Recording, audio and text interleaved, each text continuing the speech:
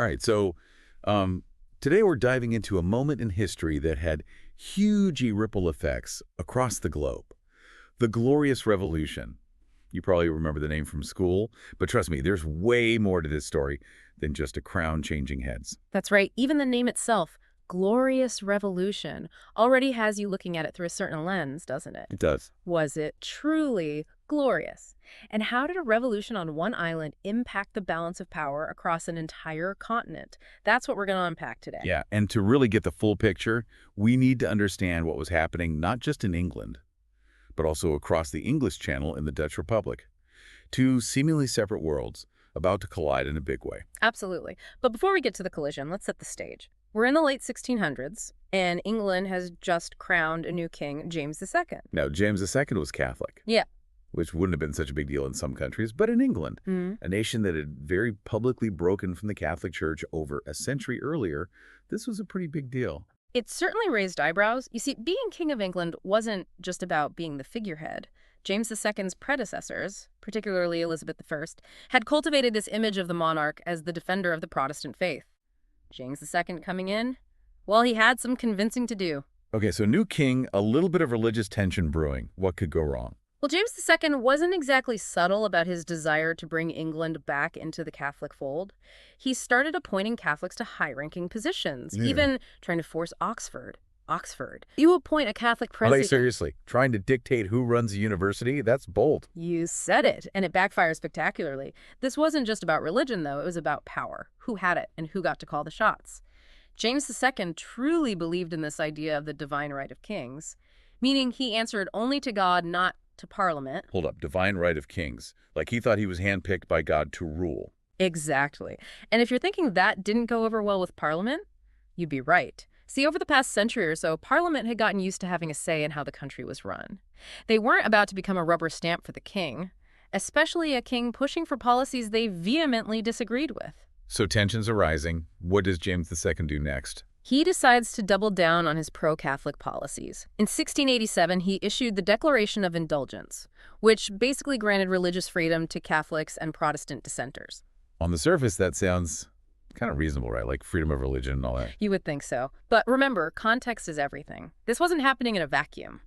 Across the English Channel in France, Louis XIV, the Sun King himself, was busy revoking the Edict of Nantes, which had given French Protestants, called Huguenots, rights for almost a century. Ah, okay. So James II pushing for Catholic tolerance suddenly looks a lot less like tolerance and a lot more like an alliance with a powerful, and some might say terrifyingly ambitious, France.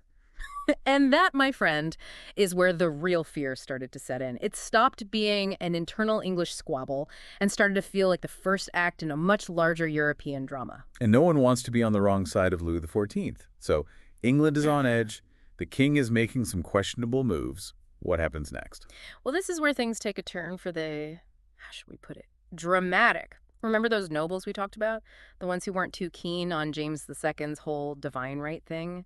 They decided to take matters into their own hands. Oh, I bet this is good. What do? Start printing pamphlets, whispering in dark corners. They went a bit bolder than that. They sent a secret invitation to someone they thought just might be able to adjust the situation. Okay, secret invitation, desperate times. Who are they calling? Ghostbusters. Wait, no, wrong decade. They decided to reach out to William of Orange, the ruler of the Dutch Republic. William of Orange, as in married to James II's daughter Mary. William of Orange. Talk about keeping it in the family. Well, it wasn't just about family ties. William was a staunch Protestant, which made him popular with those who saw James II's Catholicism as a threat. But just as importantly, William was also deeply concerned about the growing power of Louis XIV, a Catholic England allied with France. That was a nightmare scenario for him. So William's got his own motivations for wanting to intervene. But this is a huge gamble for everyone involved, right? I mean, inviting a foreign power to meddle in your internal affairs, that never backfires, does it? That's where the Dutch perspective gets really interesting. See, the Dutch Republic wasn't exactly lining up to send William and all their troops on an English adventure. They were a republic after all, built on trade and, let's face it, a healthy dose of pragmatism. War is expensive, and this whole thing reeked of risk. Yeah, if I'm a merchant in Amsterdam, I'm probably thinking, can't we just sell stuff to both sides and come out ahead? Exactly. And many of them saw this as William's personal ambition. Not necessarily a fight that directly benefited the Dutch Republic, but William. He was a skilled politician.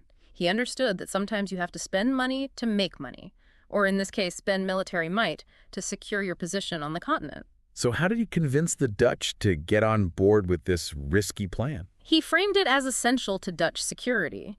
Louis IV had already made aggressive moves against the Dutch Republic in recent years, and William argued that a France-friendly England would make them even more vulnerable. Basically, help me help you. In a nutshell. And it worked. By the fall of 1688, William had assembled an impressive force, thousands of men, hundreds of ships, ready to set sail for England. Okay, but before we get to the invasion itself, let's talk about the Protestant wind. I've read about this. It's almost too perfect to be true, like something out of a movie. It does sound a bit far-fetched, doesn't it? William's fleet was fully prepped and ready to go in early October 1688. But they were stuck in port due to strong westerly winds. These winds were seen by the Catholic faction as a sign of divine favor, a literal popish wind keeping William at bay. But then, like a plot twist you'd never get away with in fiction, the wind shifted. Dramatically so.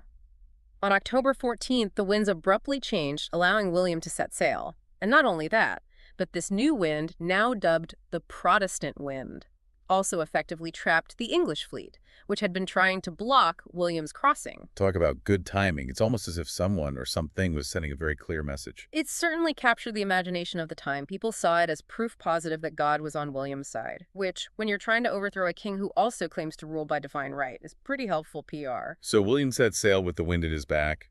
What's James II doing while all of this is going on? Planning a welcoming party? Not quite. Initially, he downplayed the threat from William. But as the Dutch fleet drew closer and reports of defections within his own ranks reached him, the gravity of the situation began to sink in. I'm imagining a scene straight out of a historical drama. Frantic messengers' maps with little ships being moved closer and closer to London. You're not far off. Junks tried to rally support, but his earlier missteps. His attempts to undermine Parliament and promote Catholicism had alienated key allies.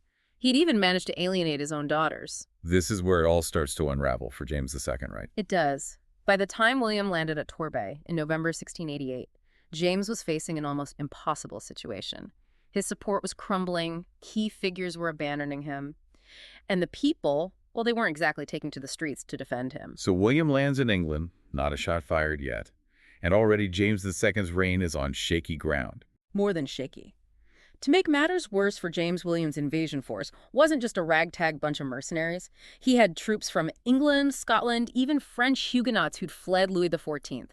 This was a coalition united against not just James II, but what he represented, absolute monarchy and a potential Catholic dynasty. Okay, so William's army is marching on London. James is quickly running out of friends.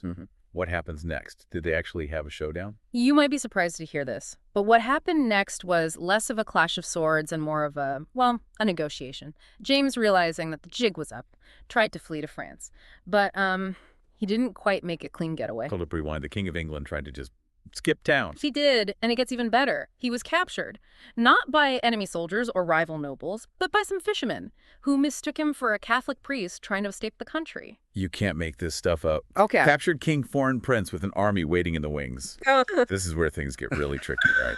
Absolutely. William, savvy as he was, knew that simply seizing power would cause more problems than it solved. He needed legitimacy, and for that, he needed Parliament.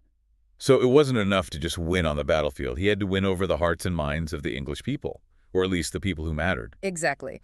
So a deal was struck. Parliament declared that James II, by attempting to flee, had effectively abdicated the throne.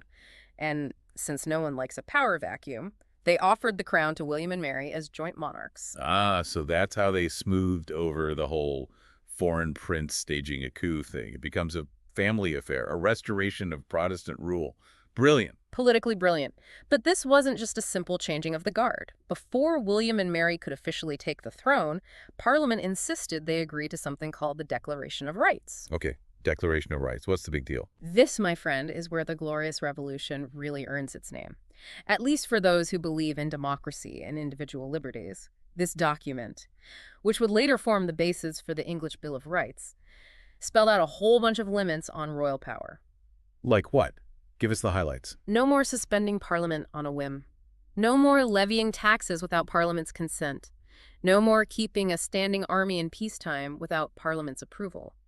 These might seem obvious now, but at the time, they were revolutionary. So basically, Parliament was putting its foot down saying, we're the ones calling the shots now. Exactly. The monarchy would no longer have absolute power. It would be a constitutional monarchy answerable to Parliament. This wasn't just a change in who sat on the throne. It was a fundamental shift in how England was governed. And remember those ripple effects we talked about? This is where they get really big. Okay, so England has a new king and queen. Parliament has flexed its muscles. Where do these ripples go next? Well, news of the Glorious Revolution, of a king deposed and a people's rights affirmed. It traveled across the ocean to the American colonies. Remember, these were colonists still governed by the English crown. They'd been watching these events unfold with a mix of fascination and, let's face it, a healthy dose of if they can do it. Talk about a shot heard around the world. The seeds of revolution planted right there. Exactly. The Glorious Revolution provided a blueprint, an example of how even an established power structure could be challenged and reshaped. It wouldn't be immediate, but those ideas of popular sovereignty of government accountable to the people, they took root in the colonies, and they would in time blossom into something truly remarkable. Wow. So the Glorious Revolution wasn't just a single event, it was the start of something much bigger. It's a reminder that history is rarely neat or self-contained. And it makes you wonder, what might seem like a minor event, a quirk of history, could actually be the catalyst for something truly world-changing? It really makes you think, whose Protestant wind is blowing right now? What seemingly small events are happening today that might just reshape the world of tomorrow? That, my friend, is the question we should all be asking ourselves. Lots to ponder. That's it for our deep dive into the Glorious Revolution, a bloodless coup that echoed across continents and across centuries. Join us next time as we unpack another fascinating episode from the past and uncover the surprising connections to our present.